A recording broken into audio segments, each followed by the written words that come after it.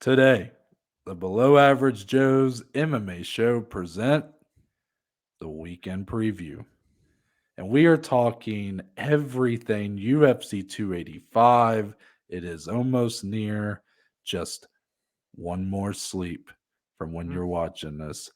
Headlined, of course, by one of the biggest fights we'll see all year, Jon Jones versus Ciryl Gane for the vacant UFC heavyweight title. But Dominic, there's a second title on this card as well that deserves our respect.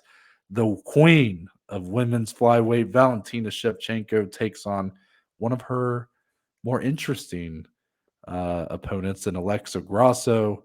We're also talking some now former UFC fighters who have signed elsewhere or have left the company, and then just more UFC 285. All this and more, and it all starts right now. Welcome back, everybody. Thank you for joining us. It's Friday, the end of a long work week, Dom. How are you feeling? We're here for UFC 285. Lots to go over, so many fights, and we still got a little bit of news as the cherry on top. It's going to be a good episode today. Yeah, there's no other ifs, ands, or buts. This is going to be an absolute huge episode. It is kickstarting an absolutely insane calendar of events coming up in the MMA space. I think I've said that the past 3 episodes in preparation for this preview. And here we are, Noah.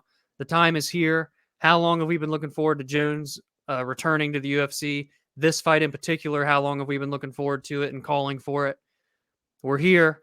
I'm ready to rock. There's not even much time for small talk, but I do just want to know, are you ready for today's action? I'm glad you put a little for this action at the end, or else I was just thinking DX in my head. But um, Damn it. I am definitely ready. I'm excited. This is one of those rare cards. Yeah, it UFC is. always It is. has, for the most part, UFC does pretty good pay per views. I mean, they have the Yeah. talent, Yeah. the names to do that. But this card feels pretty special, Dom. I mean, Yep. I've been hearing a lot of people who have been doing this kind of content longer than we have and have been watching MMA longer than I have, talking about how this is one of the best cards we've gotten in a long time. It's And I mean, that's loaded. pretty fair to say because we have what do we have here? We got 5, 8, 9 fights on this list. That's out of like what 13 or 14. I mean, And you can that's make a case for every one of these to be at least a fight night co-main. oh, yeah, absolutely. The 4 prelims that we're going to talk about blow any fight night we've had in recent memory out of the water if Yeah. they were to be a fight night themselves. Yeah. So I guess it's like, there's a give and take, right? Because we get disappointed by some of these fight nights, but then if they can do pay-per-views like this, that's what you're Mm, spending the majority of your money on. exactly. That's So well I said. mean, Yeah. yeah.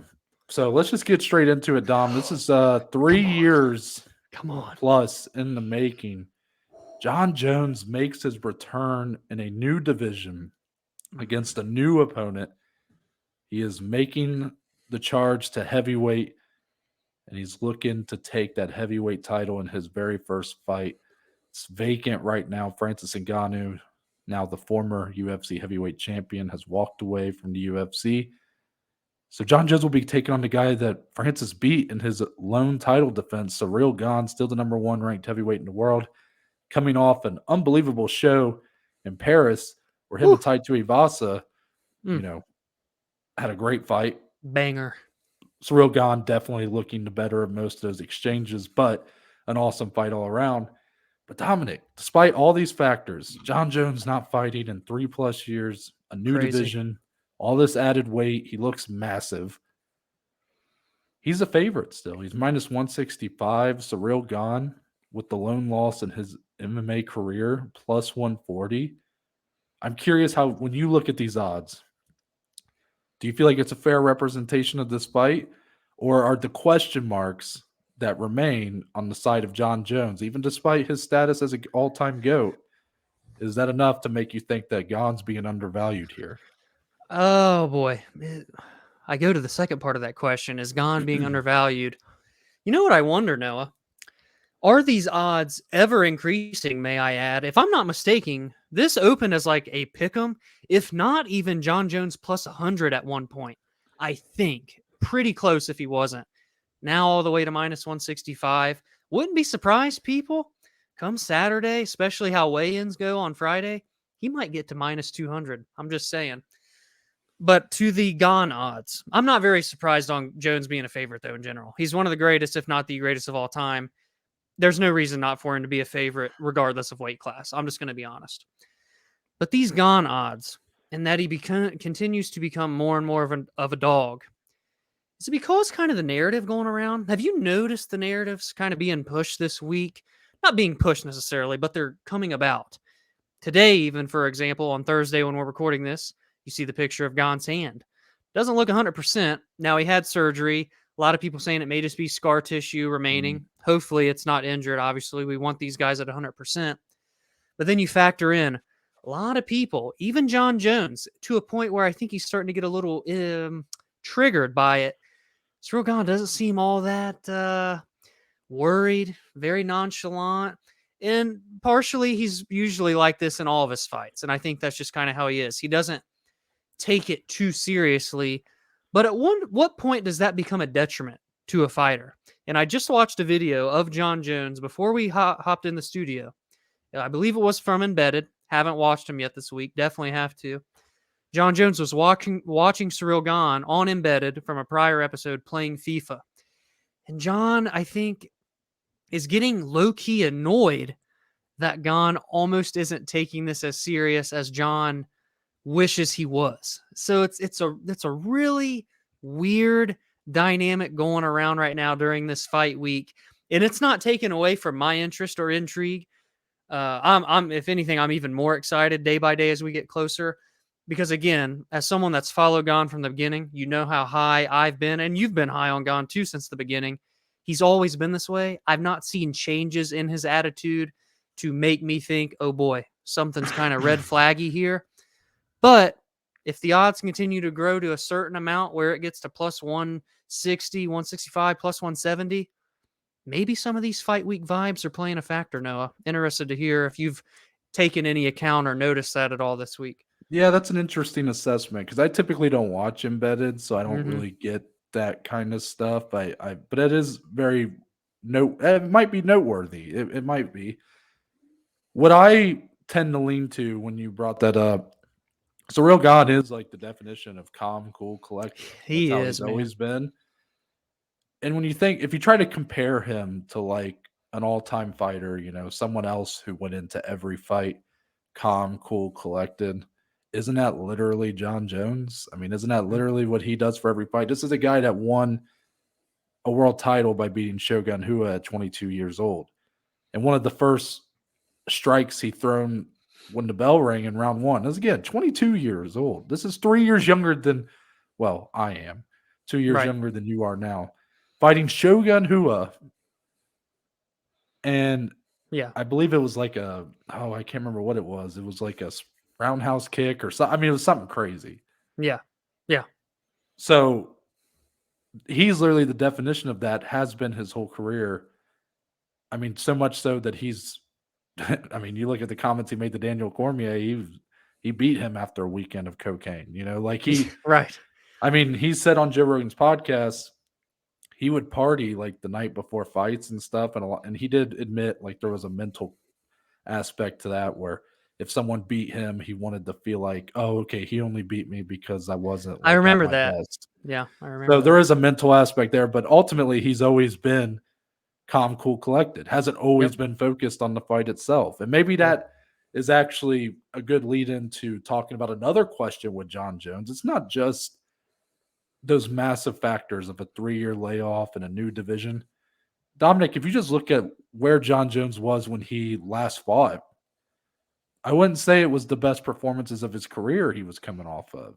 Very true. His last truly great performance was against Gustafsson in their second fight. Yeah. Sure, he squashed Anthony Smith for the most part, but I wouldn't say it was a stellar performance. Anthony Smith even had a chance to take a DQ win and become light heavyweight champion. Credit to him for not doing that. Of course. But it was on the table. Yep. Thiago Santos, who I thought was going to be a future champion by the way he fought Jones, went to a split decision. Thiago fought 4.5 rounds of that fight on one leg. Yep. Tore every CL in that right knee or left knee, whatever it was. Then Dominic Reyes had the performance of his life against Jon Jones. It ended Yep. up being a unanimous decision loss, but that seems to be the one most people think Jones did lose of the, that Especially for recent us. run. And Dominic Reyes, you look at what happened to him after that, and I'm not saying that he wasn't that great of a fighter at that time. I'm just saying that it He's not does been give the you a same little bit of since. pause, Yeah. because Dominic Reyes kind of came out of nowhere to put on that performance, and then since then he has proven to not be able to hold up against some of the top guys at light heavyweight. So Yep. that's probably the bigger question to me is, have we seen is the best of Jon Jones behind him, Mhm. or could you attribute it to a lack of motivation? These are unknown challengers, Anthony And Smith, that's what John he Dos said Santos. for himself. He has Yeah, said and that. I believe that. I mean, you look at how he fought like an OSP, like he dominated that fight, but he Yep. didn't look like he really cared that much about. And that was a Yep. return fight for him. So I don't expect it to I guess I don't expect that type of performance. I did bet on Jon Jones money line, and my whole rationale, because I love Ciryl Gane, but my rationale, Dom, is if I bet on Jon Jones and Ciryl Gane beats him, becomes the first man to legitimately beat him. Shout out to Matt Hamill, by the way. But Yep. if he became the first man to really do it, Right. I can stomach that. I can stomach betting on an undefeated fighter and him losing his first fight in Yeah. that bet. Yeah. I cannot stomach betting against the greatest of all time and him go in there and do what goats do. Yeah. It's bet the favorite or nothing for you in this fight. Yeah. Yeah. And I mean, I understand the value for Gane. If you're like, we think very highly of Gane, it's there. I mean, plus It is. 140, it's climbing. I don't think it's going to get as high as you had predicted earlier this week because it's kind of stuck at 165 for the last couple days. But there are, a lot of times the 24 to 12 hours before a fight, that's when you see a lot of movement. So That weigh in tomorrow is going to be yeah. interesting, I think. So I mean, because there was I was seeing for a couple days there, people were like, "We haven't seen Jon Jones' stomach like in months." And then there was that clip on Embedded, I think, where he was like swimming, and they're like, "Oh, he big, He he thick. big." He looks Yeah, good though. Still, he no, does. he does. But it was something that was kind of funny there for a couple days. Like people were talking about it, like, "What is he going to look like me when he takes his shirt off?" I don't think so. Yeah. Yeah. But one thing I thought you might touch on, and I mean, you're kind of getting there with what you were setting up for the fight week discussion. What's really given me pause and kind of made me question my own thoughts on the matter is how quickly everybody flipped on Ciryl Gane. I mean, it Yeah. happened with one. I mean, okay, with one fight, but Dominic, when he fought Taito Ivasa, people weren't talking like this. Now, maybe it's because Taito Ivasa wasn't the kind of grappling wrestling threat that Yeah. Jon Jones was. Yeah. But I swear that Ngannou fight has tarnished, Yeah. Gone to some people to the point where they think this guy has no ability on the ground Yeah. at all. Yeah. This is a guy we said, Dom, was setting up to become the most talented heavyweight ever. Yeah. That's big. That's big shoes to fill. For sure. And I think it was a pretty big letdown the way that fight with Ngannou went for those kind of expectations. So it has me wondering because I still view him as just elite heavyweight. I looked at it like he went in there expecting to have to dodge a lot of heavy strikes, ends That's up where getting I'm at. taken down. But then I've had people tell me when I communicate that thought to them, they've turned around and been like, "Well, shouldn't you be prepared as a martial artist for everything?" And once the All good fight got points. there, Yeah. Ciryl Gane, people who are more in the know than I am, like I Yep. told you, who understand Right. jiu-jitsu and grappling more than I do, they were talking about how remedial some of the moves he made in those exchanges were compared to top level grapplers. And then you got Chael Almost. Sonnen going on a Yeah. media storm, Yeah. really just downplaying Ciryl Gane's ability. It's all Right. just been a big storm for my head, like making me question my every thought about Gane. And maybe some of that leads to why I'm betting on Jon Jones. But Yeah. I still view him as an elite heavyweight. I don't think a loss here should hurt him as much as it may, especially if Jon Jones is able to land those takedowns and is able to dominate from top. I think it might lower my expectations for him in that aspect if it were to happen, even though, again, we're talking Francis Ngannou and Jon Jones. I can't help but if that happens again, especially if Jon Jones is on top of you and he's able to dominate or maybe get a submission win or whatever, it is going to make me wonder if he's just a very elite but limited skilled fighter. Yeah, I'm going to say one thing on that narrative. If Jon Jones comes in and absolutely dominates, one-sided beatdown, runs through Gane, I will succumb. I will change my viewpoint on Gane being an elite heavyweight. Oh, And real like elite I am in general. and this is why.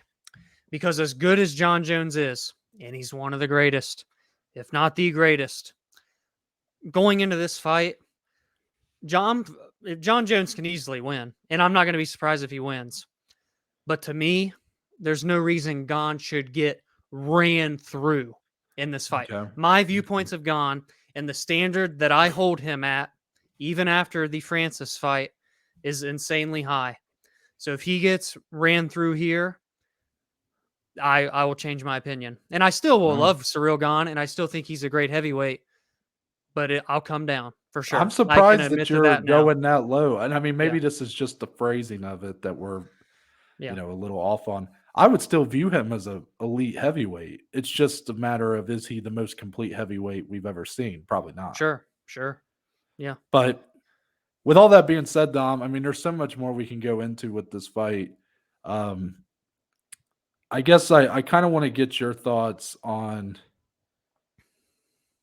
Jon Jones has really been kind of dismissing Gane's talent. He's another one you can add to that list of people. Have you noticed that every time Jon Jones has spoke about Ciryl Gane, He he's does been it talking in the most about- Jon Jones way, too. He does, but it's kind of strange because some of the ways he's went about it, he was showing or a video or whatever on his Twitter of the fight with Thiago Santos, and he's like, when people say Ciryl Gane's the best kickboxer I've ever fought, I feel like they never watched this fight or don't understand how good Thiago Santos is. And I'm like, okay, I mean, Thiago Santos is at his time was great. He's a great striker, but they're a lot different. Like if you really think about it, Oh, it's Dom, not even close to the and same. what's for one, Ciryl Gane's bigger, so there's a threat, Also a bigger true. threat there. But in terms of the way they strike, it is a lot different. Even though Gane's the heavyweight, he's much better with his footwork and his angles. Thiago Santos is pretty much a north-south, straightforward, throws a lot of bombs, looping punches. I mean, he does the very hard-hitting shots for sure. Yeah. But they're so different. Yes. And I understand that Jon Jones likes to play the mind games and dismissing your opponent. He's trying to kind of get under Ciryl Gane's skin for a guy who's so calm, cool, collected. But you have to wonder, like, when you think of the way, when you're trying to build a fight, and Jon Jones, I'm sure, is aware this is one of the bigger stars who never quite got the superstardom, but definitely as close star. as you can get. I mean, he's reached 500,000 buys on his pay-per-views, but never really hit higher than that, I don't believe. Shouldn't he be like, even if he doesn't believe, even if he truly believes Ciryl Gane is like this dismissible threat, not really much of a threat at all, shouldn't he be kind of hyping him up a little bit more? Because shouldn't he be selling to make the fight bigger? Yeah. Because, and I guess, do you believe that he really thinks what he's saying about Ciryl Gane? And if you do, is that going to harm him in here if he's really dismissing Ciryl Gane, who is, in my opinion, still an elite heavyweight? I think in a way he's kind of treating Gane as he did Dominic Reyes. So to that viewpoint, it didn't treat him well in the Dominic Reyes fight, I guess. No. When you look at the way he kind of slept on Dominic, dismissed Dominic's athletic capabilities, whatever the case may be. The fight was close, regardless of who you thought win or lost. And it was one of Jon's most lackluster performances we've seen in what has been, 15 title fights or something crazy like that. So, I think that narrative's there for sure. At the end of the day, I think most of it's...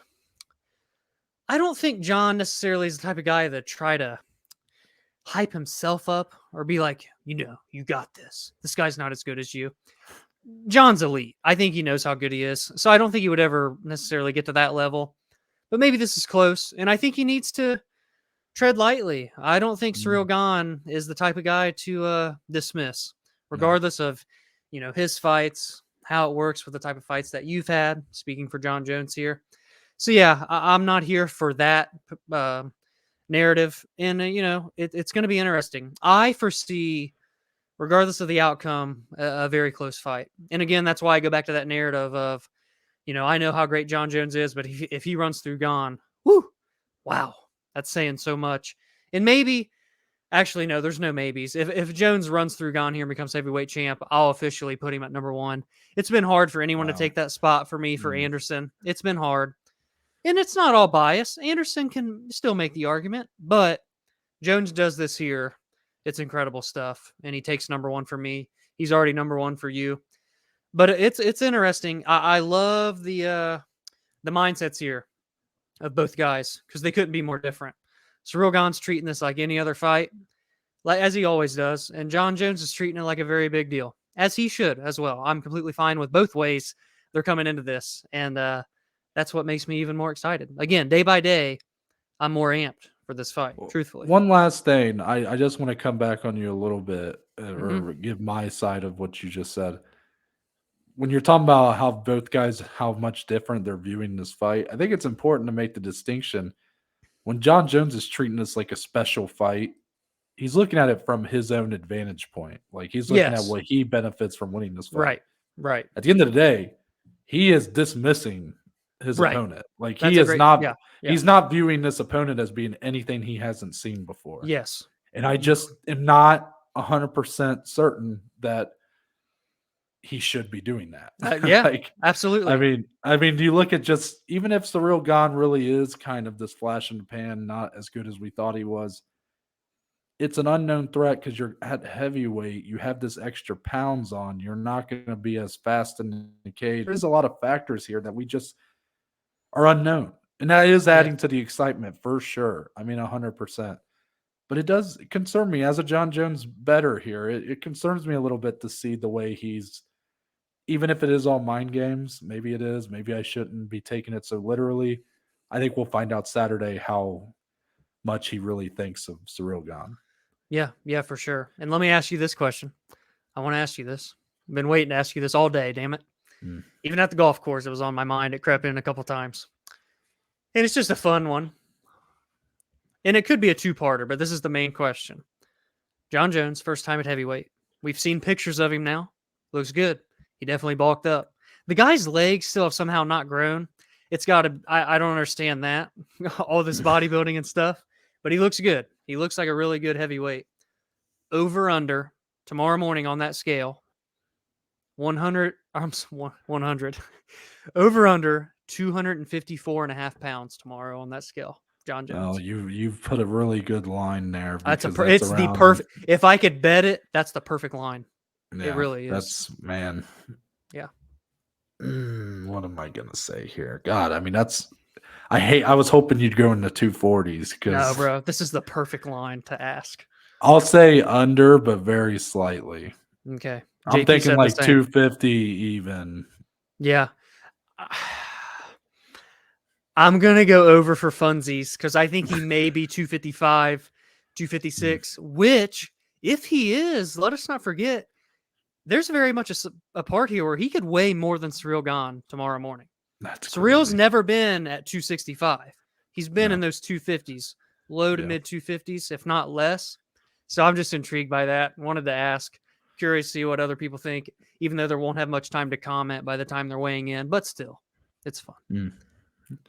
Yeah, we have more to talk about with this card, Don. I think we did that fight justice, and there is another title fight on this card that I think deserves a little more respect. Valentina Yes. Shevchenko, Yes. minus 750 though. It's Big crazy. favorite. Taking on the number 6 ranked Alexa Grasso, who comes in plus 550. Really, through the lifetime of this podcast, we've seen Alexa Grasso grow before our eyes. Yep. Pretty Coming sure to her all. her first fight since we did this podcast was her re-debut or debut. I don't know how At often she had fought 125.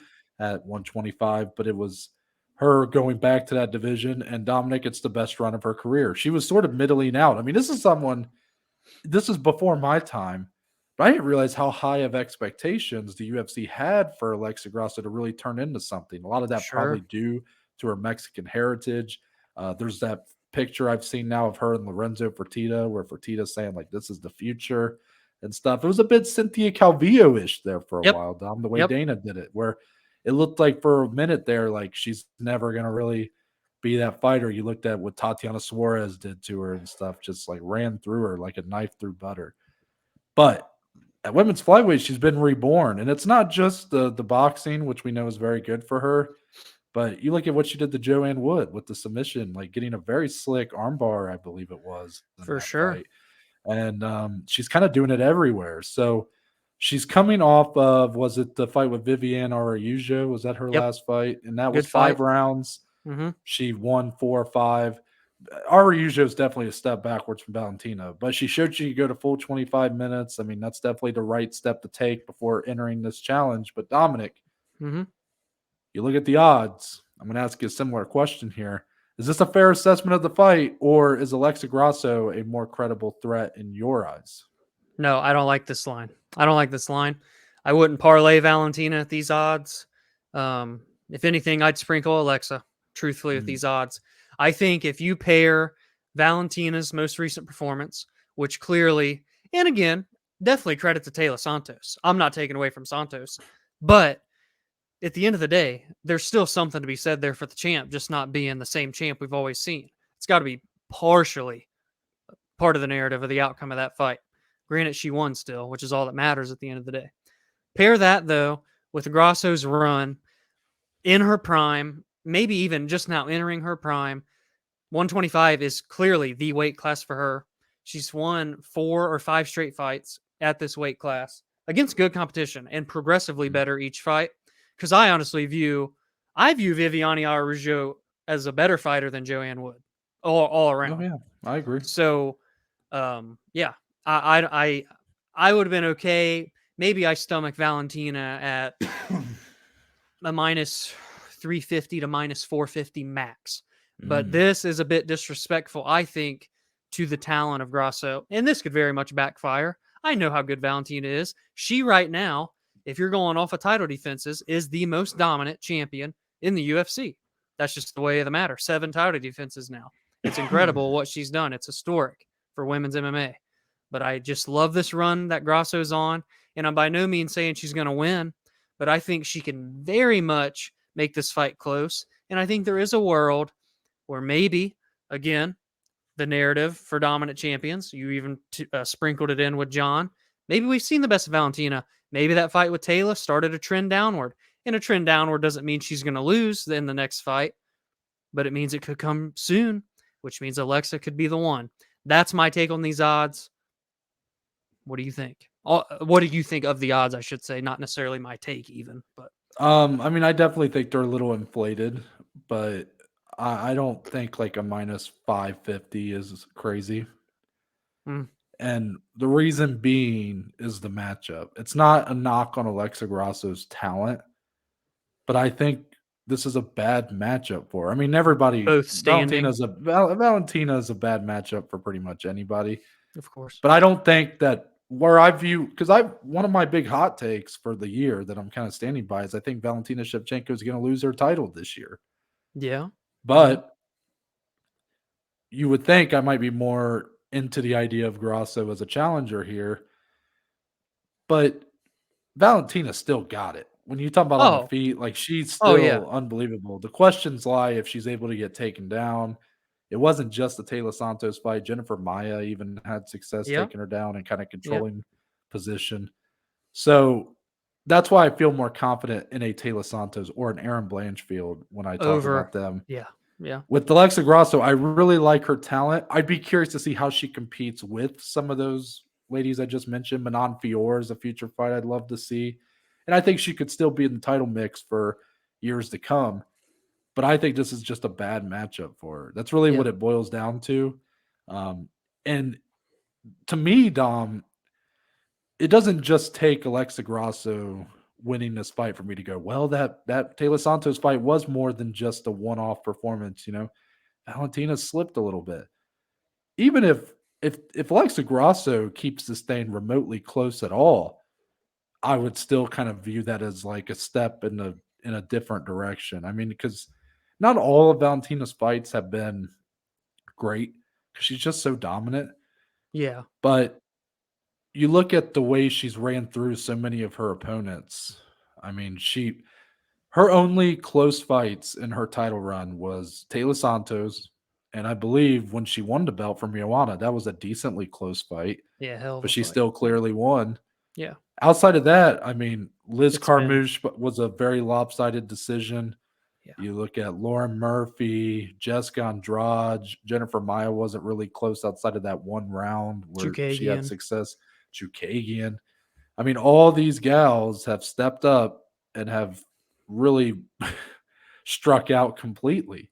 Yep. And I mean, you're talking about people like Jessica Andrade, who, and even Caitlin Chukagian, who I think could potentially be better than Alexa Grasso right now. Mm-hmm. So, I mean, I definitely think she deserves a little more credit as a challenger. I don't think this is to the level of Jennifer Maia or Jessica I or Lauren Murphy as a title challenger. I don't think this is some helpless well, funny I'm about to say helpless puppy when Valentina Shevchenko called Aaron Blanchfield a yapping puppy this week. Ooh, So really? yeah, yeah. So interesting that I'm using that analogy, but I don't think Alexa Grasso is some helpless little puppy here who's being put out to slaughter. For She might sure. get beat. It might be pretty thorough. It might be bad, but I think that this is a more credible challenger to Valentina, and a win would give me a lot of credit. I would give a lot of credit to Valentina with the win here versus like the names like Lauren Murphy, Jessica I, Yeah. Jennifer I like. Maia. So I think she might. I worry that a Grasso might be just below like a Chukagian or a Jessica Andrade, and that's why I could see this being kind of a beatdown in a lot of ways. But I still would value that beatdown. It wouldn't really take away from what I think of Grasso. It would actually just improve what I currently value Shevchenko as. So I don't think a lot of people are giving this fight that credit. That No, I I don't think think for so. Shevchenko with the win, it's just another notch in the belt. It's another Yeah. number to the title defenses. It gets her closer to like all-time status as a women's fighter. Yeah. I don't think they really view Grasso. They don't take away a lot of positives from a Grasso win. I do. Yeah. No, I'm 100% absolutely in that boat for you.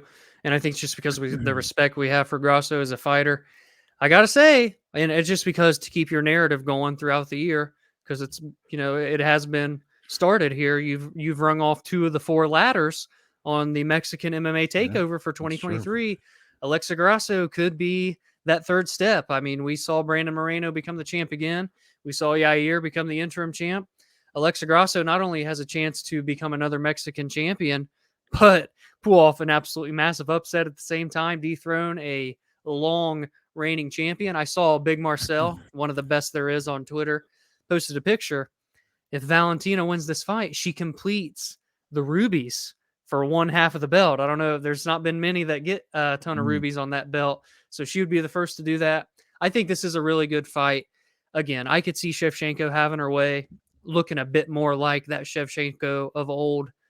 But I'm here for Alexa, man. It's possible. And I just hope the best for her. I'm so glad she's getting this opportunity. I feel like all things considered, assuming Manon Fior is injured, which I would have to imagine is the case, she does deserve this title fight over everyone else besides her right now. Let's see if she can grab the bull by the horns and take advantage of it. Yeah, I mean that's very well said, and I think we'll just move on from there. So we got more to talk about with UFC 285, but let's get into a little bit of news. Dominic, I had a hard time thinking of a headline for this one. So have you ever watched Pardon the Interruption on I have. ESPN? I've had my fair Yeah, share. their little segment, Happy Trails. Uh-huh. That's what I thought of. So ultimately, what we're talking about here is a few fighters who are now former UFC fighters have left the company. I think the biggest one is Darren Till. Yeah. Yeah. This all started with one of those tweets from the UFC roster watch page, which that guy breaks more news than anybody They're in the on business. top of it, huh? Yeah. Well, he Yeah. has to have some sort of algorithm that automatically, because it's not like he's checking. I'm not smart enough to know what goes into that, but he's obviously not just checking his pages daily, like looking name by name. I mean, the roster page, Dom, has over 500, 600 fighters on it. Yeah. He's got to have some sort of algorithm and maybe even a few ins in the industry. He's somehow too. connected into the website because he's got to be getting this as soon as the website updates, it populates this algorithm to spit out these tweets. Yeah. But he's breaking more news than anybody in the business because nobody would know that Darren Till was gone unless Darren Till posted his tweet. Because if he took away that initial UFC roster watch tweet, because nobody's checking that page like that. Yep. So Darren Till has. It was announced he was released or he was off the that roster page. Well, then he came out with a tweet and said, "Hey, all love to Dana and Hunter. We're still boys," but he actually requested the release. Yeah. He said he had some things he needed to figure out, and then he's going to come back better than ever. So it's been a tough run for Darren Till. I think he's only won one fight out of his last 6. 5 or 6. Yeah, I think so. This was a guy who it was really just thrusted into the top. He fought Tyron Woodley for a title at UFC 228. It's just that ever since that fight, it's just not been great for him. He was the start of he was sort of the stepping stone for like a Jorge Masvidal when they headlined a card, and that started that year of Masvidal where he really made a name for himself. He came back and had a win against Kelvin Gastelum where I thought he looked pretty good. But he did admit afterwards his thoughts of that fight of like not even wanting to fight, not wanting to walk out, wanting to quit, which I thought was very interesting. I thought it was really nice to see that kind of honesty, but it definitely made you wonder, like, maybe this guy has some, problems that he needs to work out. And then you follow that up with losses to like Robert Whittaker, good fight. Derek Brunson, the last two have been the tough ones. The Derek Brunson and Dricus du Plessis, his physique didn't look the same. He looked uninspired. I believe he went into the Derek Brunson fight with a torn ACL. Yeah. And then he potentially tore his ACL or at least fucked up his ACL in the Dricus du Plessis fight. So, I mean, the injuries stacked up. It's just been a laundry list for the guy. And I do feel for him because I really like Darren Till. I like his personality. I like what he brings to the sport. I think he's a fun fighter to watch. And up until that Derek Brunson loss, I really still thought this guy has you got to wait to see. Like, I still thought he had that potential. So it's crazy how just a year after I thought he had that potential, he's gone for now. So I guess, Dominic, your thoughts on the matter and maybe what do you think? I mean, it's not really fair for us to speculate on what he has going on, but it did seem to speak a lot to the idea that maybe this isn't the end for him with the UFC. So I guess, do you foresee him coming back, or do you think maybe he goes and does something like, I'm going to throw their name out there, we'll be talking about him. I mean, maybe a bare knuckle. I mean, something like that. I mean, what do you think is kind of in his future? I think we see him back. I think he's still a guy that, at least age-wise, is in his prime. Now, physically, though, I don't know if I can make that same case, but I think we see him back. I think he's a guy that maybe just has some shit to get through, man. Everybody goes through some shit. I hope the best for him. It was definitely a shock, though, when you first sent the tweet before hearing from Darren. I was like, wow, that's crazy. Darren Till, no longer in the UFC anymore. But I think we see him back. I don't think this is the last of him. And I think he still does have, he definitely has to prove it, of course. But I think there's still something there with Darren. It may not be a title holder. It may not even be a title challenger. But I think he's got good fights left in the tank. I think he's got enough talent left in the tank to get a couple good wins. He's a very elite striker, by the way, when it stays on the feet. So I think we see him again for sure. And I don't think he goes elsewhere, not bare knuckle. And I definitely don't think he goes to like PFL, Bellator. I think he does his thing, comes back maybe in 2024 with a little bit of a comeback fight. We'll see what it could be by that time. But everything you're saying makes sense. Well, let me ask you a question that maybe you haven't considered here. All this would be good reason. I mean, he has good reason to take some time off. And again, I don't know what he's got going on that he needs to work out. My question is, why is the answer to that to be released from your UFC contract? Good point. Good point. Maybe we do see him do something. Maybe he wanted out of that contract to do something. That's a very good point that I haven't considered. And if he's going to do something, there's really only a couple options because I don't think he's going to be leaving the UFC to go do more MMA. I mean, Dominic, we're talking about boxing or bare knuckle. You laughed off the bare knuckle thing, but I don't think that's out of the realm of possibility. I mean, we're about to talk about former UFC champions signing with bare knuckle, and I mean, he has the history with Mike Perry. Let's not forget. So, I mean, I'm just saying they may have a spa, you know. Darren Till, ringside at the fight we're about to talk about, he It- takes on the winner. It might happen. I'm not thinking that's out of the realm of possibility. I know, Dom, you like to be one of the you're the John McCain now of the way John McCain was about MMA. Now you want to piss and shit all over bare knuckle. But Dominic, I do think that's a legit option here. The guy has not won a meaningful fight since 2018. Yeah. So it's I just like all this is good reason to walk away, to injuries, needing time off, does he need to work out stuff in his personal life? All that good reason to take time off. None of it adds up to why he's asking to be released from his contract. Unless this is something I don't know how these contracts work. I'm just speculating here. So maybe he wasn't planning to accept the fight for a while, and maybe if he continued the decline fights, because Dana always says we have to offer three guys fights 3 fights a year. Yeah. Maybe eventually he would have been released anyways. I don't know, but he's technically a free man now. But I could see him coming right back. I would just be confused as to why he got released in the first place. Just stay. Because if he signs back, he's not going to get the money he was probably getting paid. Yeah, that's valid.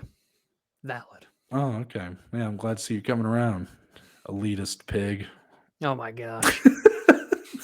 The other thing we're going to talk about is bare knuckle. This is the thing you've looked forward to most out of this whole damn show. I know it is. That is not true. Dominic hates the fact that I am at least stomaching bare knuckle. Like, God forbid. By the end of the winter months, when spring officially starts mid-March, you're going to have a bare knuckle shirt. I'm convinced. At this rate. I have looked.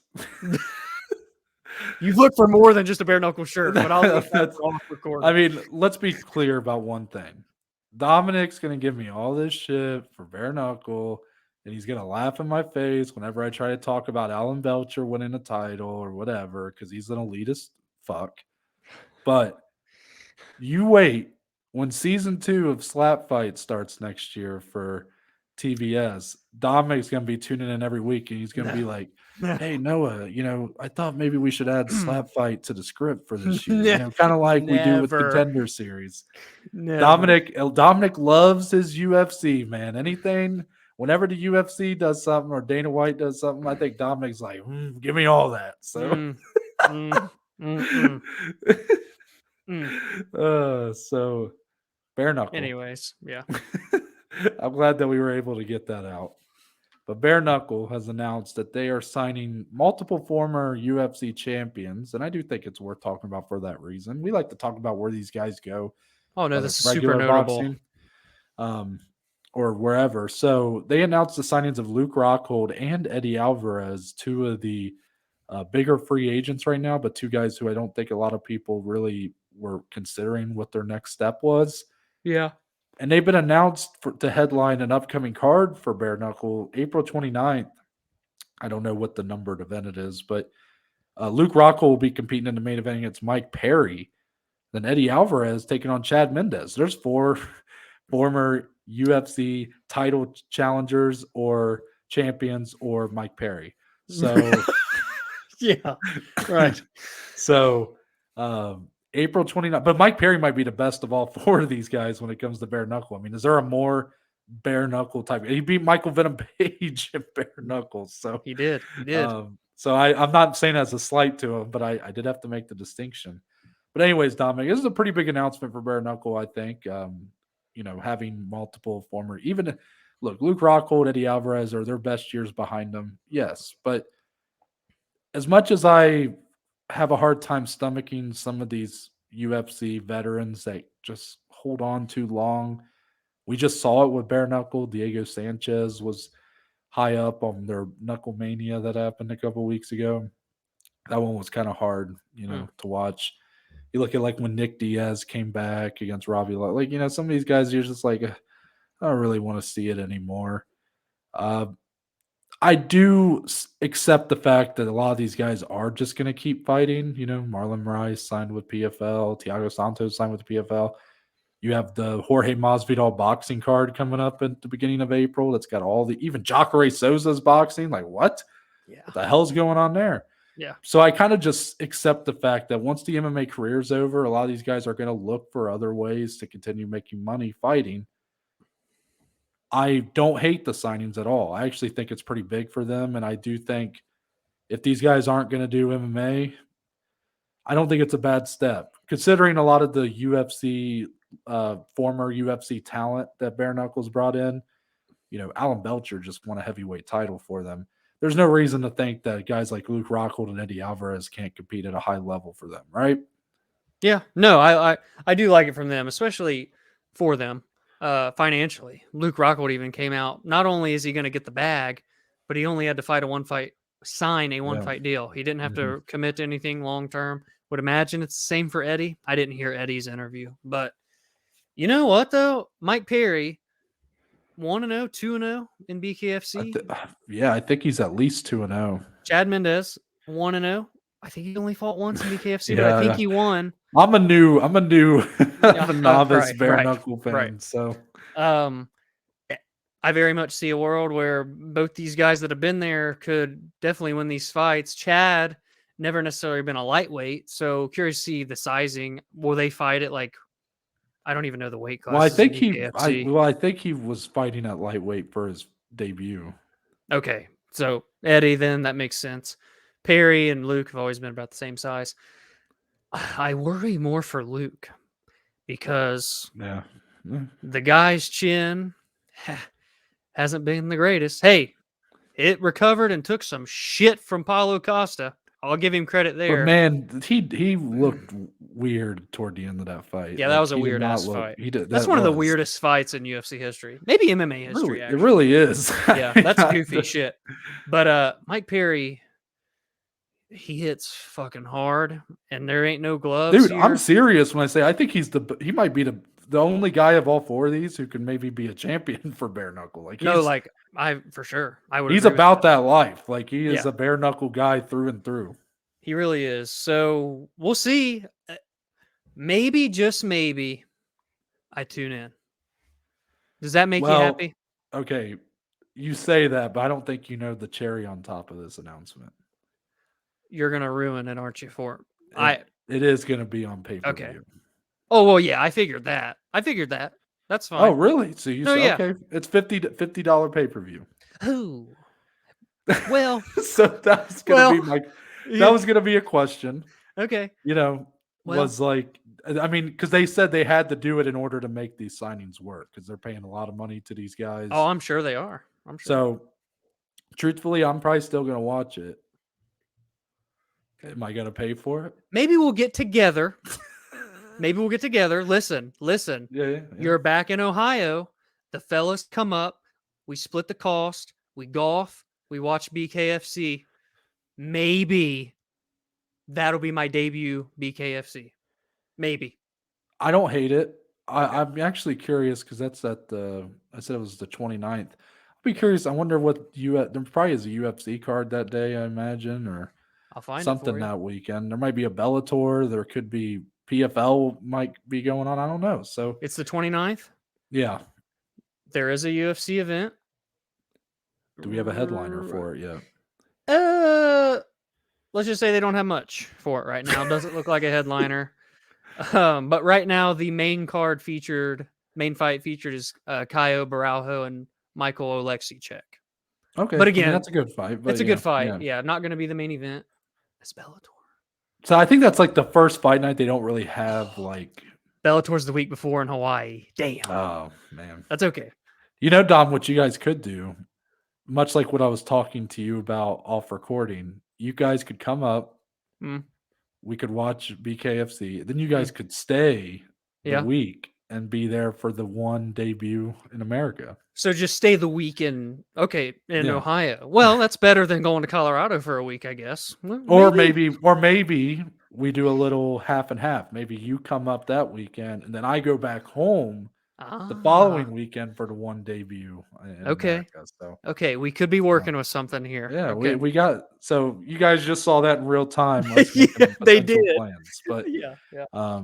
regardless, $50, I complained when the PFL did this. I don't know if this is gonna work financially for bare knuckle.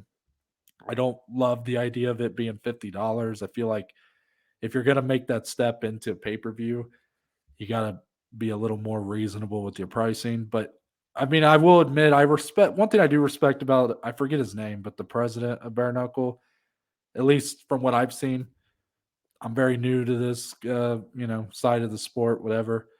Whenever he's on Ariel's show, he is very honest about, at least it appears to be, very honest, both good and bad. Like Ariel asked him about Francis Ngannou, and he straight up said, we are not in a place to be paying Francis Ngannou the money he wants. No, I respect that. No, I've That's the I've I've first seen the that's the guy first talk. promoter I've seen been like, yeah, Yeah, he is not in our price range. Like we don't have that kind of money.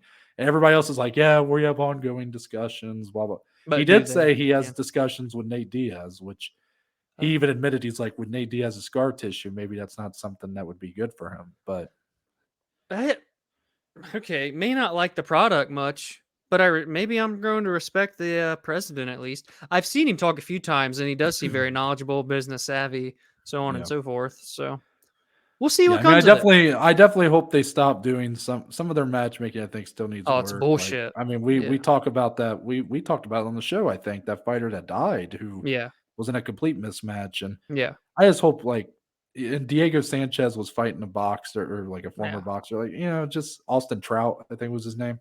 Like, there's some things that need work for sure, but I've definitely come around hard on it. I'm pretty sure the first time we talked about it, like me and you were in the same spot. We were like, this is just a Yeah, step too far. Maybe I think what's made me stomach it, truthfully, and we are talking about this way longer than I thought we would. we But are. I think what's made it easier to stomach Dom is slap fight coming out. You know what? Wow, I that's didn't think about it. I think subconsciously my distaste for the slap fight has made me be like, well, bare knuckles not that bad. At least it's still a form of boxing or MMA. well. When we first talked about slap, the one and only time, even saying it here is more than what I even want to give it credit for. I think I even said, "Well, fuck, at least bare knuckle they can play defense." So Yeah. you know what, man? I'd watch bare knuckle pay per view. I'd pay money for a bare knuckle pay per view before I ever watch slap. Wow. You heard it And I here have first, ESPN people. Plus. I Yeah. mean, so yeah, You I'll heard give it you here that. first. I'll give you that for sure. I better see headlines tomorrow on every MMA page. Yeah, Dominic Lee will buy bare knuckle before he watches slap. that's there you go. I'm I sure hope that Dana made you I hope happy. Dana never hears this. We might get put in his video attacking the media. Did you hear he's cooking up a new video? Oh, is he really? Yeah, he said he told Robbie Fox he's cooking up some big old video that's gonna be bigger and better than the last one. I So, and do remember the first one or semi no, a while I ago. think he said he's doing another one, but it's apparently it's still gonna be about like the COVID MMA stuff, which I'm kind of like, Oh, Dana, I love you, well, buddy, but like it's kind of that's time to move on, right? yeah, Like, yeah. I Hmm. mean, I mean, you made the one video, like it was I do funny at the remember time. that. Yeah. Um, Even though apparently it took a lot of stuff out of context, but it's like, dude, the COVID stuff's kind of it's kind of I mean, we're talking a couple Yeah, years that's ago 3 now, years right? ago now. Yeah. So it's like, are we really going back to that? But he did say he's going to make a video like that for Slap in the future. So if this podcast builds some traction, we may be front and center, our faces in black and white. Yeah. Hey, at least as long as they give credit to the name, people will see it. Come on over. Yeah. Dominic, we do have one fight announcement to talk about before we get back into UFC 285. This one will probably be pretty quick. Yeah. The headliner from last week's card that we were supposed to get, Nikita Krylov and Ryan Spann, will now be next weekend. So it will be added back to that. It'll be added to the March 11th card. I'm happy about this. I'm glad to see that these guys are going to turn it around quick, especially seeing how emotional Ryan Spann got talking about all the, because this was really his first, or I guess second fight now where he's been taking that camp really serious. And you could just tell that like he really wanted to go out there and show something. Mm-hmm. Nikita Krylov's the one that fell ill. I don't know how much these guys cut to make. Ryan Spann, I imagine. He's cuts. a big. So I'm a little worried about that. I didn't see if this is going to be fought at a catch weight. I Or if think they are. Okay. Maybe I saw like 215, 220, I think. Okay. That would be smart because I really don't want to see these two guys like trying to make 205 again that quick. No. So I'm glad that they're going to do it. I still think it matters, even if it's at 220 pounds. Let's go. There you go. We've already broke down the fight. So if anything, though, credit to him, it makes next week's card even better. That's I'm happy about that. I mean, it's supposed to be a headliner for last week. So now that card next week's solid. Yeah, for sure. Yeah, poor JP thought it was on this UFC. I know. I saw him say that today. So let's get into the rest of UFC 285. A lot of fights to get into. 7 more. We'll do some of these individually, and then we'll kind of group a couple of them at the end. Shavkat Rakhmonov, Dom, 16-0. I believe he's got 8 finishes by every which way you can finish a fight. He is taking on Jeff Neal. Jeff Neal, who looks like he has really found his stride in the UFC, putting on one of the best performances, probably the best performance of his career. Oh, for sure. In his last fight with Vicente Luque. For sure. But Rakhmonov is the guy that has the kind of hype and potential to be a future champion. He's dangerous, obviously. He's finished, I believe, every fight in his MMA career. What threat do you see Jeff Neal posing here? Do you think he is just so below where Shavkat is right now? Or I'm not going to say can he, because I think that gives you a little bit of an out here. So my question is, will he pose a threat? Will he be able to land big shots, perhaps even take a round in this fight, depending on how long it goes from Shavkat Rakhmonov? No. But it's no slight to Jeff Neal. No, it's not. That's how good Shavkat Rakhmonov is. It's that simple. It's that simple. It's not if, it's when he becomes a UFC champion. Ooh, he's 16-0, 8 knockouts, 8 submissions. Last time I checked, 8 plus 8 equals 16. It's just I'm glad you've learned how to do math after right. It took me a while. It was Fox and Angela Hill. Anyways, continue. Yeah. Angela Hill is 12-8 with 5 KO TKOs. She is 7-9 in the UFC. Wait. You heard me right. Wait. She's had 2 stints in the UFC. We already talked about this. No. Hold on. Right in the middle of I was on a roll. And you're making me pause. Wait. I don't think you heard what you said. What? She's okay. Angela Hill. Yeah. Her total record overall 12-8. 12-8. That's 20 fights. Right. Yeah. And you just said she's 7-9 in the UFC. Yeah, that's 16. But that's 9 losses. That's one more loss than she has in her total. Oh, well, she's 7-8 in the UFC then. Whatever. I counted wrong, man. I heard that and I was like, wait a minute. Something ain't adding up right there. I'm like, I don't think you got this right. And you're just like, yeah, 20 fights. That's 16 fights. That's less than 20. Yeah, I fucking know it's less than 20, Dom. So she's 7-8 in the UFC. Shit. But no, I love the fight because I think it is an opportunity at the end of the day for Jeff Neal to make a fucking big time statement, and it's the rightful next step for Shavkat. So I love it. I wish it would have been like a fight night headliner, but it's great. It's on a stacked pay-per-view. I'm not going to complain about where it is, but Shavkat's so good on the feet, and that's where Jeff Neal's his best at. I don't see him getting in and causing problems for Shavkat. If Shavkat gets his hands around Jeff Neal and takes him down, I'll say we haven't really got to see Jeff Neal get tested much grappling. I feel like a lot of his fights, he does fight stand-up fighters for the most part. Like, he's got good competition, but there's never been like Like, let me The closest quick glance. example I can think is when Neil Magny fought him. Yeah, Neil that's Magny the did a lot of closest. clinch work up against the fence.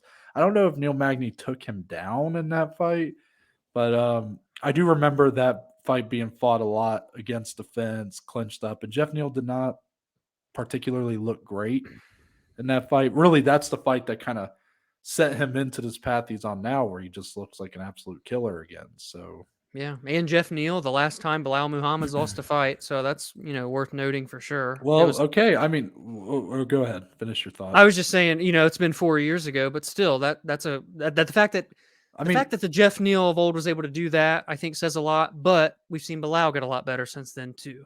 yeah. You know I what I mean, mean? But I'll be honest. I'll be on your side here. I'd be shocked if Jeff Neal were to pull this off. I'd be yeah, for absolutely sure. shocked. And again, Um, it's nothing against Neal. It's no, Shavkat. it's not. I do think Jeff Neal. I think he's hitting his stride. I think you could potentially say he's in his prime right now. I don't know how old he is, but 32. okay. Yeah. I mean, really at the tail end of his prime of his career. And I think him being in this top 10 range, that's really where his ceiling is. I think he's very good. I think he gives fits to a lot of guys, even ranked ahead of him. But Shavkat Rakhmonov has the makings of being just one of the best fighters in the whole sport. Yeah, he's special. He has yet to look even remotely compromised in any way in any of his fights. I mean, guys that we thought would give him a tough challenge, he's ran through them. Neil Magny being one of those guys. MMA math doesn't really work, but you know, to look at the way Shavkat fought Neil Magny versus the way Jeff Neal did, don't do that because MMA No, math doesn't work. But no. um, I did give myself an out betting wise though. I took under 2.5 rounds for this fight. It was like a minus 170. I don't know what it's at now, but Okay. um, I did that just in case Jeff Neal were to come in here and because I do see like if either guy wins this fight, I feel like it's a finish is happening in some way. Especially So for Shavkat. yeah, I mean especially for Shavkat. But if Jeff Neal's going to win this fight, he's going to be catching Shavkat. Like I don't think he's out pointing him here. Yeah, no, I would agree. I mean, look, man, he caught Vicente Luque with some big ass shots. Oh, Luque's got a iron chin, and he wobbled him more than he's I ever been will wobbled. say I know Jeff Neal's always been known for his hands and the power he carries, but I thought the technique in that Luque fight was like Oh, he massively looked improved. incredible. The Yeah, hand speed, everything looked like it had went to another level. even kicks. It's just yeah, and it's just still not at Shavkat's level. That's just how I Yeah. view it right now. Mm. It's not like we keep saying it's not a knock on him. It's just this is that fight that's going to send Shavkat into perhaps title contention. What are the okay? Shavkat's minus 490 and Jeff Neal plus 390. I was just curious what the odds were. Yeah. Yeah, we'll see. Do you feel like I will ask you this? I mean, I know we kind of need to move on. Just real Very quick, good. betting odds wise, you said you value Valentina Shevchenko more in that minus 350 to 450 range. And, you know, she's like the most dominant champion. You know what I'm about to ask you. Hmm. Do you feel like this minus 490 for Shavkat is warranted? Yeah. Okay. He's yeah. That's Yeah. that's not a knock on. And That's maybe it's very part of the telling. fight style clash too. I Oh, think. I'm sure it is. I Like, mean, it's just very telling that that's where you're kind of viewing him as being like that big of a favorite. I think that's noteworthy. yeah, for sure. Next fight, Matos Gamrot, Jalen Turner. This is a fight, Dominic. You are just stoked for this one. And Oh, not that this I'm is the not. I mean, one. this is the one that Dominic's had his eye on. Gamrot is what are the odds for him right now? He's like what He a minus is 170 or something like that. minus 215 as of earlier Oh, today, okay. And then Jalen Turner's around a plus 160. He was which is plus now plus 150. 185. Oh wow. Okay, it's Yeah. climbing. Okay, Yeah. so I Yeah. think I might have made a mistake betting ahead of time. But let me tell you with a weird dynamic I have with this fight, Dom. Please do. When I look at it, I think the line for this fight actually makes a lot of sense. A lot of people feel Mm. Jalen Turner being overlooked, undervalued here because of how dangerous he's been as of Mhm. late. 5 straight, it might even be more than that, but 5 straight wins by It's knockout or by yep. finish. Yep. And I understand you look at Matos Gamrot, he's coming off a loss to Beneil Dariush. He arguably should be coming off back-to-back losses. I thought he lost his main event against Arman Sarukian. As did I. So, Hey, valid points. If you want to ride who has the momentum right now, I think, and the fact that Gamrot's coming in on short Short notice notice. Yep. is definitely, these are all good factors. Yep. I also think Jalen Turner has never fought a grappler to the level of Matos Gamrot. Yeah. And yes, that this is the test, right? Like, for Yeah, all I for know, sure. Jalen Turner's strength and length is going to be in the fact that he hits like a fucking truck is going to give Gamrot too many problems with trying to land those takedowns. But one thing Gamrot's done in pretty much every fight is get the fight to the ground. Yeah. And that's his way to win here. He knows it's his way to win here. So in that way, I really I'm pretty confident Gamrot's going to win. Mm. But I also think the best valued bet of the weekend is Jalen Turner by finish. Was I got it at plus 300. It sounds like you can get it at even better odds now. Mm-hmm. I think that's the best valued bet of the weekend. A guy with 5 straight wins by finish, and he's a plus 300 to win by finish. Give me that all day. Well, I mean, no, if you just want me to add on to your argument, not only has he won 5 straight by finish, all 13 of his wins have been by finish. The dude, Jalen Turner, I'll tell you what, you want to talk about someone 13-5 record that is just so much better than that type of record? It's Jalen Turner. You want someone that is coming into their all just now, 27, not even in his prime years yet. He's just now starting to enter in. The guy's putting it together progressively, getting better and better talent. You know, when I really thought he took that next step, when he made it look so easy against Euros Medic. When he made it look that easy, I was like, all right, we're on to something. Then he disposed of Jamie Malarkey with ease. Then he absolutely starched Brad Riddell in 45 seconds. Sent Brad Riddell into somewhat of a retirement. Yeah, it was crazy. So Jalen Turner, you're right though. Like it's a tough fight. It's definitely a step up still from Brad Riddell. Hugely, I would say actually, but it seems so perfect at the same time that I never needed to. Jalen, don't get me wrong. Jalen Turner, Dan Hooker, the original matchup. It's great. I don't need that. I need this. I need this right here. 2 guys that are the future of this division. 2 guys that could be champions in 2-3 years, maybe less. I love it.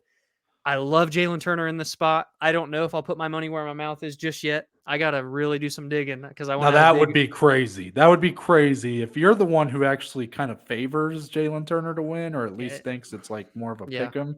Yeah. And I'm pretty confident Gamrot wins, but I end up being the only one to bet on Jalen Turner. Yeah. I'll say one other thing, and not that this is like a good defense, but if it does get to the ground, Jalen Turner, he's good down there. And I know we've not seen him much defensively down there, so it could be a whole new ball game. But from everything we've seen so far, he has proved to be very good. And on the feet, he's dangerous. He's very long. He's rangy. Gamrot's good on the feet, but I think they both have, I would say for now, Gamrot better on the ground until proven otherwise. Jalen better on the feet until proven otherwise. Guess what? I get to be proved otherwise one way or the other in 48 hours. That's the beauty of it. You know that you can go a step further. Clearly, these guys have an advantage over the other in each way. This is a huge styles class. I think it's clear Gamrot is one of the best grapplers in the entire UFC, let alone is he better than Jalen Turner in grappling. I mean, I think that's pretty clear. And then one of the biggest knocks on Matos Gamrot's game, Dom, and this is the thing that kind of led me to scoring that main event he had for Arman, was he's really good at gaining position control, at getting the fight to the ground. Doesn't do a lot of damage. That's kind of the thing. And you're going up against a guy in Jalen Turner who does nothing but inflict damage. If Gamrot wins this fight, it's likely going to be him overpowering Jalen Turner with the takedowns, or maybe not overpowering, but you get my point. Taking him down at will, holding him there, landing a little bit of ground and pound maybe, but ultimately going to a decision win. That means for 15 minutes, he's got to be able to avoid those huge shots from Jalen Turner. I mean, that's a big ask. Can he do it, though? Of course he can. I think he's damn good. For Jalen Turner, this is going to be a big fight for me and how I see him going forward. Because, Dominic, I think he's overexceeded my expectations. I thought Euros Medic was going to beat him back in the day. Yeah, so did I. Yeah. And ever since then, I think I still thought he'd beat Jamie Malarkey and even Brad Rydell because that was just a bad matchup. But um, he's kind of hit the point where I'm like, okay, I mean, we're looking at top 10 territory. Like, he's good, but is he really like? With the win here again, This kind of is the like what I one said for with you. Shavkat. Yeah. All of a sudden, you're talking about the top of the division. Yeah. And Yeah. this is lightweight. This isn't, Yeah. heavyweight. This isn't light heavyweight. This is Yeah. lightweight, the most, if not the second most talented division in the UFC. It's just a huge step for not Matos Gamrot is a big step up from Brad Rydell, but the bigger step up is the fact that I would be going from valuing Jalen Turner as like a top 10 level talent to a potential title challenger. There's a leap in expectations with this fight that isn't quite as big of a leap in the competition. Yeah, I love that. That makes And I'd be sense. remiss. I just want to bring this up quickly because it does play in to a certain extent of how this fight could play out. And this is going to be the way for a lot of Jalen Turner fights, win or lose, moving forward with who he faces, because he's so big. No, he's 6'3". He's going to be 5 inches taller, 6.5 inch reach advantage. Can he use those tools to keep the distance away? Can he keep Gamrot from closing that distance? And if he can, if he keeps Gamrot at bay and he's able to land at range with his power, things get interesting. So, how's he going to use his size advantage against a very elite talent? That's where I at least wanted to bring that up so people know it's there. That's all. Yeah, well said. I'm going to group the rest of these fights together, but Dominic, feel free to take your time, go one Of by one if you want course. to, or Of whatever. course. We got Bo Nickel versus Jamie Pickett opening the main card. Cody Garbrandt, the former UFC bantamweight champion, back taking on Trevin Jones. Derek Brunson in one of his last fights of his UFC career, it appears, going up against Dricus Duplessis. Viviane Araújo taking on Amanda Ribas. Amanda looking to get her first win at women's flyweight. And then Ian Gary is back taking on Song Kinan, I believe is how you say it. Yeah. So that's 5 fights right there, Dominic. I want you to give me everything, your thoughts, your opinions. What are you thinking of the rest of this card? I'll just go quick hit down the list. Maybe it's probably the best way to do it. And maybe, yeah, I'll do it that way. Bo Nickel is debuting in the UFC after going 2-0 in the Contender Series. He's 3-0 overall, 3 finishes. They put him on the main card as a main card opener against a pretty seasoned veteran in Jamie Pickett, regardless of what you think of him as a fighter. I do like it as a debut. It makes sense, I guess, matchup Set up wise. perfectly. Yeah, for sure. Minus 1,500. Ridiculous. Minus 1,500. I every time a line this wide comes out, I always make this point, Dom. When they found out the PFL Here it Challenger comes. Series, Yeah. when Yeah. people discovered the PFL Challenger Series was pre-taped, Yeah. there were lines that were not as big as Bo Yeah. Nickel is. Meaning, I Yeah. love saying this every time. Meaning, what Vegas is telling you is there is a greater chance that Bo Nickel wins this fight than a fight that they already already knew happens. the outcome to. Yeah. What's that tell you? And really, you can't even get much value for Bo by finish. It's minus 650 to win by finish. Just insane. Yeah. I was trying to find a way, Dom, and Me I'm too. like, this Me is too. ridiculous. I'm like, I'm not about to bet Bo Nickel by first round finish and this go to the second round somehow. I'm like, this is first round finish. I think was still like barely plus money. I mean, this is crazy. And I get it. Like, I get it. I get it too. I mean, Jamie Like- Pickett's not that good. I mean, Yeah. he's 2-4, I think, in his UFC career. Yeah, I think He is a so. veteran at this point. It took him 3 tries on the Contender Series. Like, Yeah. don't get me wrong. When I say that, I'm not trying to dismiss what he's capable of because he has looked better in his last couple UFC fights. But I mean, he's going in against an absolute buzzsaw here. What do you make of them putting Bo as a main card opener of a Well, it's pay-per-view? very telling.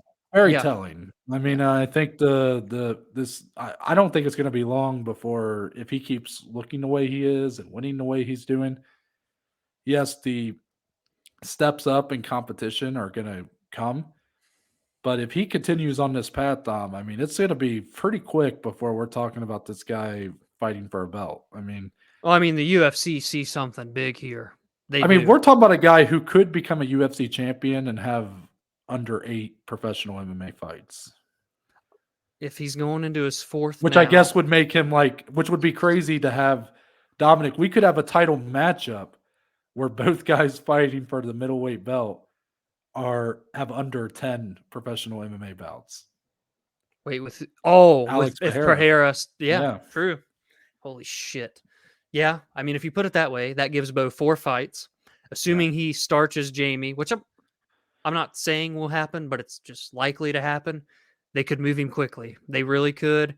But I'll tell you what, man, for a guy that's known as a fucking NCAA champion, he's down there in American Top Team, and he's all about this life. He seems to be getting better and better and better and is super serious about this. And he talks the talk, not necessarily in a cocky way, but confidence on this guy, the kahunas on this guy. Woo. Oh, I think it's cockiness. I just don't think it's arrogance. I think he's completely confident, cocky. He talks the talk, but I think the way he is in interviews and the way he handles the media, it's very superstar like. He could be a big one, I think. Yeah. This is a guy that was a Penn State, like you said, NCAA champion wrestler. Yeah. I'm sure he's had some media training in his day. So he looks very much equipped to handle the pressure. And the steps up in competition are going to come, and we'll see how he handles it. But I think those steps up are going to come a lot quicker than what people might be ready for, because he's only 3-0 in his professional MMA career or whatever it is. So yeah. So there's that one. But yeah, Cody back at 135, 16 months off, I think is what he said. Listen, guys, he's kind of opened up this week, and I have a soft spot for Cody. He's an Ohio guy. We've met the guy twice. We've talked to the guy twice. Love him. He just seems like a good human being. And he's went through some shit. He talked about, the divorce and the moving and wanting to co-parent with his I didn't know that. kid. Yeah, that's why he's been off for so long. He said they had the divorce going into the KKF fight. He just wasn't in a good headspace mentally. He's in Vegas full time. Dewey Cooper and those fellas, Extreme Couture, probably does some work at the PI. And I like this spot here. I don't remember who his original opponent was, but Trevin Jones is fine too. I think Trevin Jones is a solid enough opponent. It's a good opportunity for Trevin too to fight by far the biggest name that he's had. But this is a get right moment for Cody. This is a do or die moment for Cody, I think. A loss here, that may be the end of the road for him in the UFC, but I'd love nothing more than to see this guy, do something again. He said it in a interview with Mark Raimondi from ESPN I watched today. He said, you know what? And I'm not saying he can get to a title again, but I'm just saying what he said today in terms of his mental state and where he is confidence-wise. He said, it was lightning in a bottle the first time. I went from unranked to beating Dominic Cruz for the Bantamweight Championship of the world. Who's to say I can't have a moment like that again? And it starts here with Trevin Jones. So I like this spot for Cody. Really curious to see how it looks. I don't think in a fight like this you have to worry about his chin holding up as much as some of the other matchups. We're going to see how much gas is left in Cody Garbrandt's tank in this fight. This is going to say a lot to me. I think where he is physically, mentally, everything.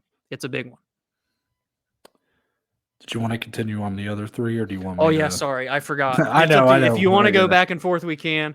Or yeah, I can keep we can do that. I will just say, obviously, I mirror a lot of your thoughts about how much I have a soft spot for Cody Garbrandt. Same things you said. For this fight, I actually love. I want to love the spot, the betting spot here. Cody Garbrandt's like a -1.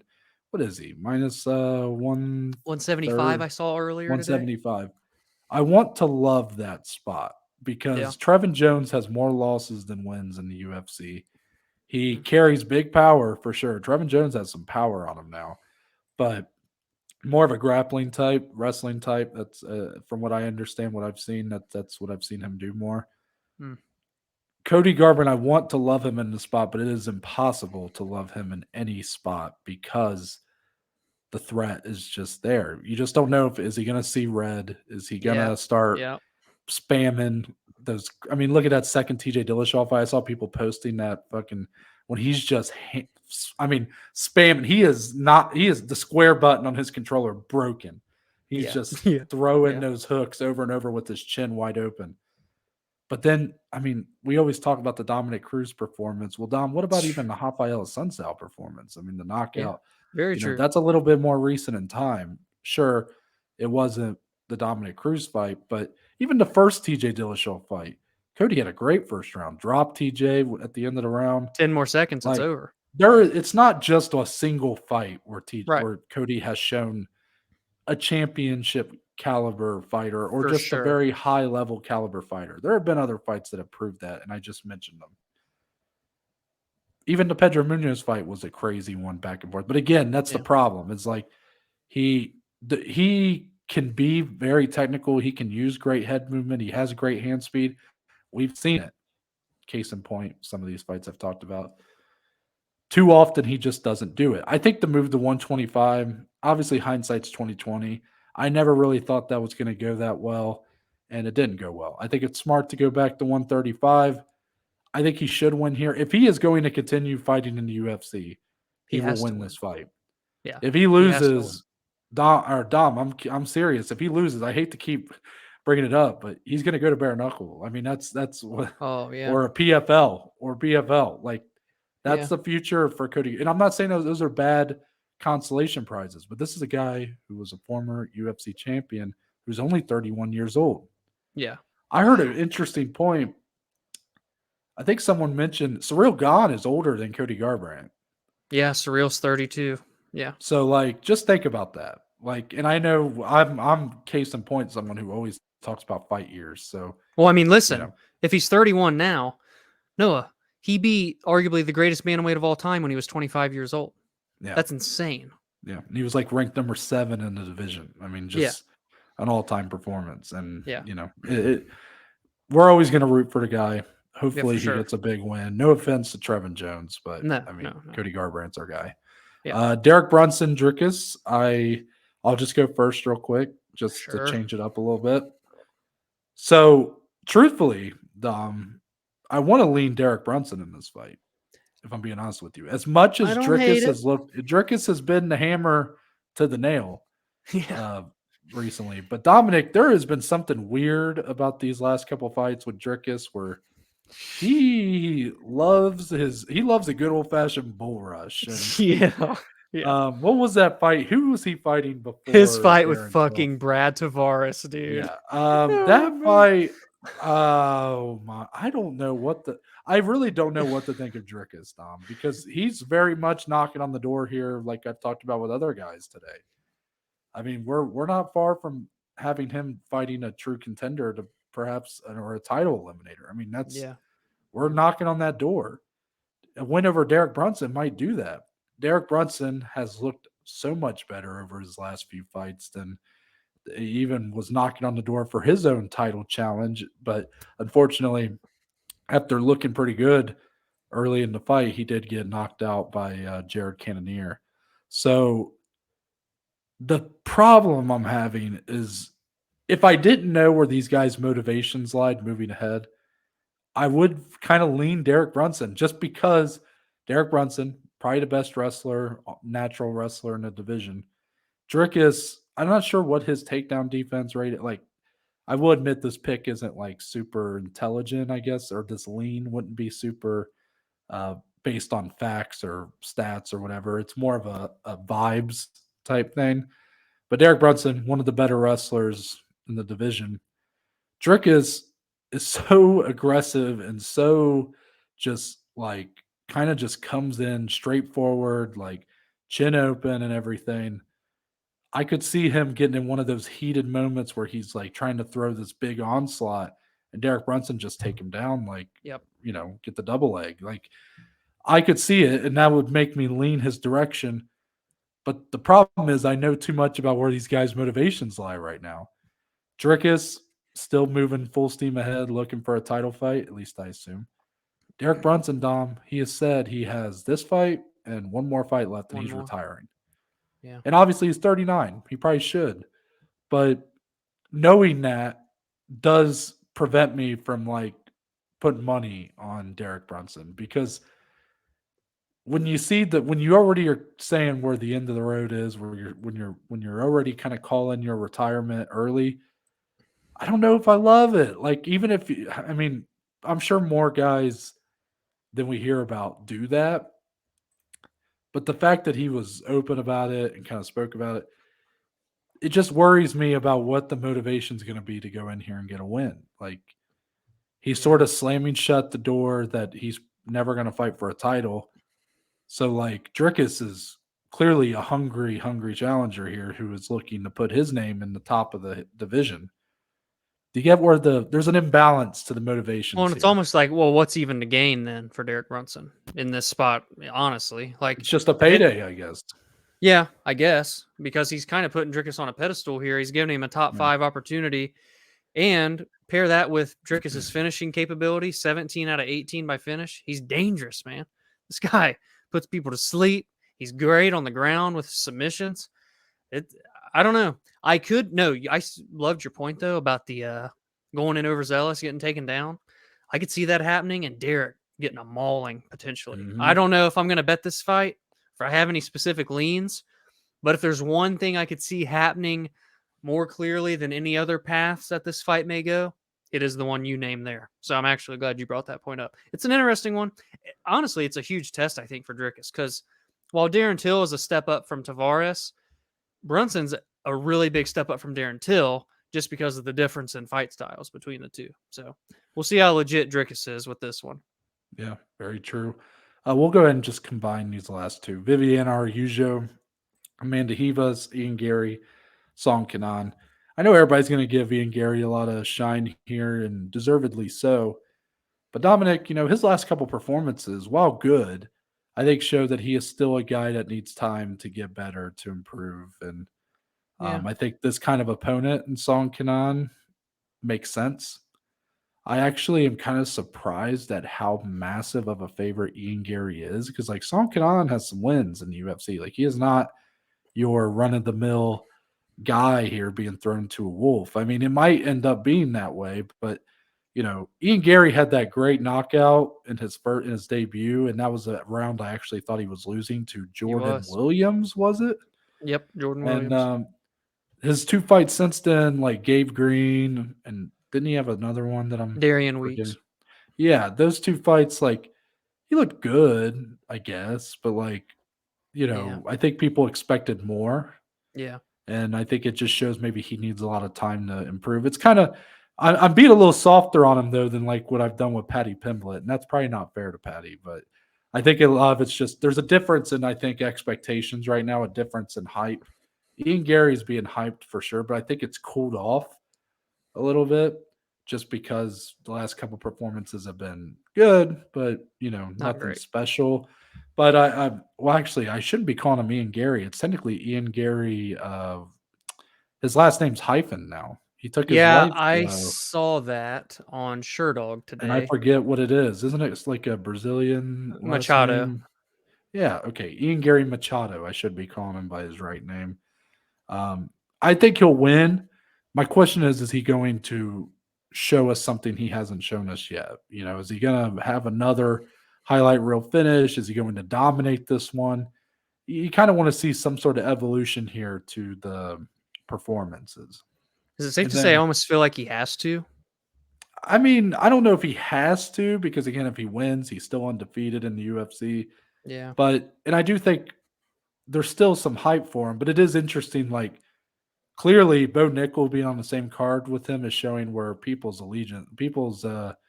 he's sort of the new pretty girlfriend, and It's the meme, Ian right? Garrett. The Yeah, head. it's Yeah. sort of, in a way, not that those two are at all like and have any really real similarities outside of the fact that they're very hyped up prospects, but it is interesting to see that there's not a ton of talk about Ian Gary when just a year Yeah, ago he was looking like the future of Ireland and stuff. So for sure. I did find that interesting. I don't necessarily think another like decision that's not a great fight or whatever. I don't know if that really hurts him, because again, still full speed ahead, Yeah. 4-0, take another slight step forward and go from there. But Araujo Hebus, I do think it's a very good fight. Mm-hmm. This is a big one for Amanda. I know Mm-hmm. you're a big Amanda Hebus fan, and she did have a really good fight with Caitlin Chukagian. That's a very tough debut to have in a new division. She did lose a decision there, but she made a Caitlin Chukagian fight exciting, which is also another rarity.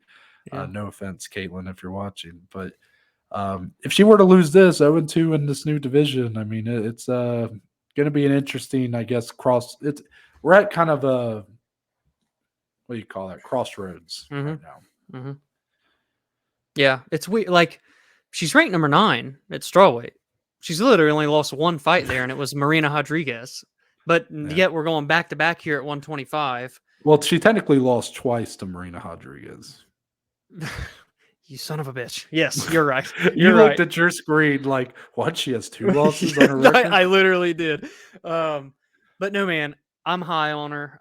Things have cooled down, but she just hasn't been as active, I think, is part of the reason. Mhm. But I think she's really good. She's well rounded, obviously great on the ground, only 29. Viviani is a really good fighter. She's 36, Yeah. but she Coming off is a main event real. spot. Yeah, very good fight with Alexa Grasso. Like, yes, Grasso won clearly, but it was a good fight. But before that, she beat Andrea Lee. Then she fought Caitlin Chukagian. She's got wins Roxanne and Montana De La Rosa. I mean, good competition. A lot of the good women there at 125, especially the last 3. I do like this fight. This is an interesting fight. Lines are close too. Amanda's minus 120, Viviani's plus 100. This is tight. This is really close, stylistically even. I don't really know if anyone has an edge, but a win for both says a lot to me. Like, if Viviani beats Amanda, I value that as a good win, regardless of if Amanda's a 125 or a 115er. And obviously, if Amanda wins at 125 pounds, being that she's number 9 at 115, that says a ton to me. I think Araujo's a very good talent, so beating her is a huge win for anyone that beats her in my eyes. I really do like this one, Noah. It's a fun one. Yeah, agreed. There's more that we could have talked about, but that is all we have time for today. We're 2 hours into this recording session, so we're going to wrap things up, Dom, with the only segment we know how: a little closing statements. The point of the show where me and Dominic can talk about anything and everything, MMA related or not. So, Dominic, do you have any closing statements to send us off into UFC 285? Today, I'm just showing some love. As I kind of mentioned briefly, I was on the links, the golf course before this, doing some more battling for bogey content with our good buddy Jordan. And it was a historic round. It wasn't just any round of golf. He was able to break 100 for his first time ever. So we have now both officially done it. We are now both officially on the road to breaking 90. It's going to be a long road, of course, but it was a long one to break 100. So I'm here for the long haul. But shout out to a fan of the show, a fan of a fan. I meant friend of the show. He's and a technically friend part of of us. he's a part of the content. I mean, he is Yes, in he's a the part of the umbrella. Below Average Joe's network. Very true. When Noah says we're just 2, he would be number 3, so on and so forth. So shout out to my boy JP. He's going to be with us. We're all going to be together this Saturday. It's going to be a bunch of camaraderie, a bunch of brotherhood. Some would say a sausage party, but it's going to be a blast. The vibes are high. What do you got for me today, Noah? I will say, shout out to JP. Proud of you for breaking 100. I wish I could have seen someone in my life break 100. Unfortunately, the one chance I had, Dominic completely choked it. But that's neither here nor there. Correct. Dominic, you can put the clip up. I'll send it to you. This is not like I can't miss.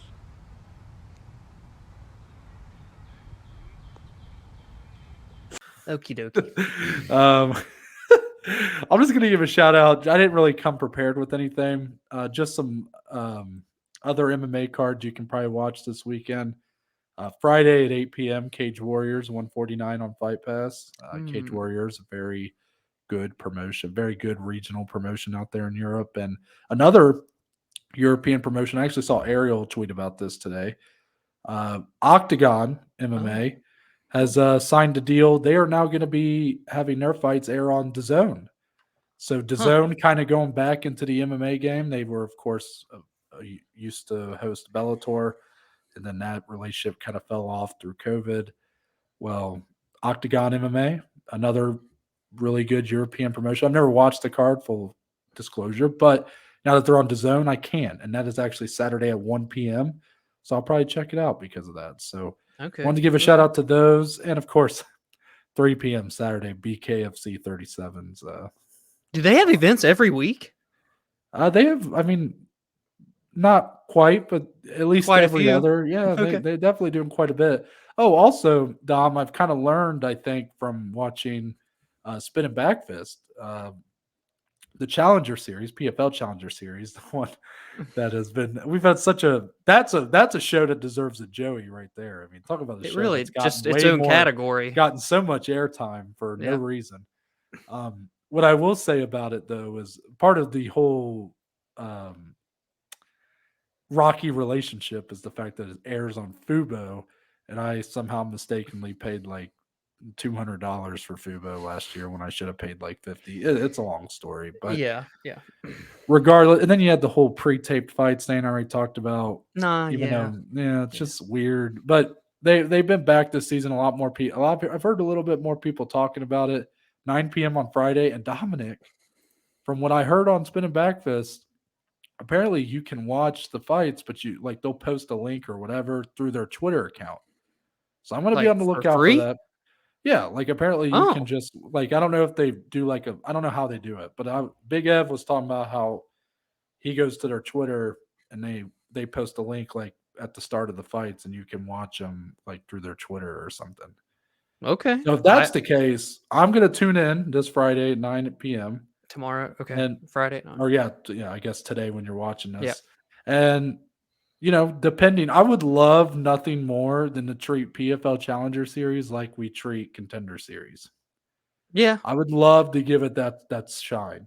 Give it Do a you know what I'm spot. actually most excited for with Challenger Series and like the PFL in general? They're slowly building a women's flyweight division. Yeah. We love it so much in the Yeah. UFC. Dakota Dacheva from the UK. I hope I didn't butcher her last name. She's like really, really good. And Mhm. she's kind of at the forefront of their flyweight division. I know they're doing women's flyweight on Challenger Series.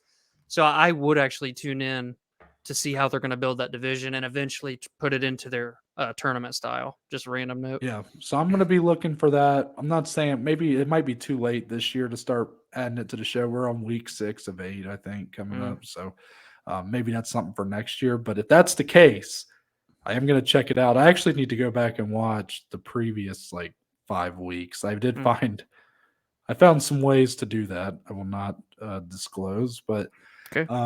I'll also PFL Europe is starting here soon. And I'm super into that. Yeah. so, but this is the thing, Dom. I don't know where we're going to be able to watch it because I believe it's airing on DAZN. I But think the zone in Europe, but I think yeah, it's still ESPN Plus in the States. are you? Right? I hope you're right. I hope so too. Because I want to watch that shit. I think you're not right, but Oh, I want to believe you're right. But I'm worried it's going to be one of those things that DAZN does, where it's something that airs in Europe, but Americans we just get we're chopped Man. liver. I did not find anything online that told me it's going to be on ESPN Plus. Great. But maybe, Dom, maybe we can go to the Twitter. Maybe we can go to the Maybe Twitter. we can go to the Twitter. But I doubt it because DAZN is like $25 a month, and I don't think DAZN's going to be cool with that. But you never know. I mean, no. But I want to watch PFL Europe, man. I'm going to be pissed if they're just fuck the American fans. Like, what? March 25th, first event. Yeah, so I'm planning to watch that, but I got to find a way because I don't think I can watch it on DAZN in the States. I think I got to find it. So maybe you're right, but I think you're wrong. Damn it. I hope I'm right. Anyway. Anyways, this has been an all-timer episode. That's it. We're out, and we'll see you guys on Monday.